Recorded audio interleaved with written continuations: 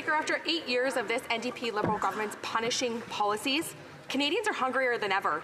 First, Canada's premiers asked for a carve-out. The Prime Minister, well, he said no. Then farmers asked for a carve-out, and the Prime Minister, he said no. Now Ontario's First Nation leaders are asking the federal court to exempt their communities from the federal carbon tax. Canada is unified, and one thing is clear. This Prime Minister is not worth the cost. So will the Prime Minister cut the carbon tax for farmers, families, and First Nations finally? The Honourable Parliamentary Secretary to the Minister of Environment and Climate Change. Thank you very much, Mr. Speaker. And just like everyone in this House, I share the goal of ensuring the success of our Canadian farmers, and that's why our government has exempted gas and diesel for farm use from pollution pricing. We've created a rural top-up for rebates, and we've doubled it. We've directly returned the proceeds collected in proportion to the amount collected. We've also returned $120 million to farmers in the last year. In addition to that, $500 million in R&D for new technologies to make sure that grain drying is less and less emitting. Thank you, Mr. Speaker.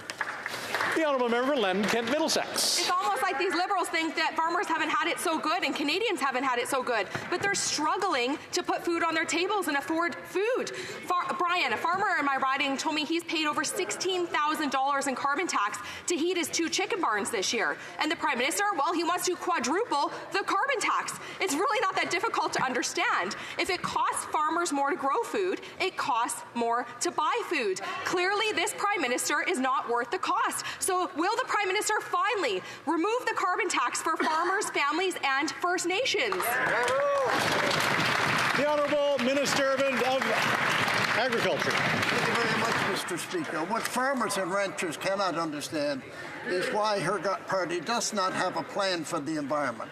I can tell my honourable colleague that we do have a plan for the environment. We are working with farmers and ranchers, and that's why we're able to make announcements like in Manitoba a couple of weeks ago to announce living labs. This gives an opportunity for scientists, farmers, and industry itself to work together to make sure we keep farmers on the cutting edge.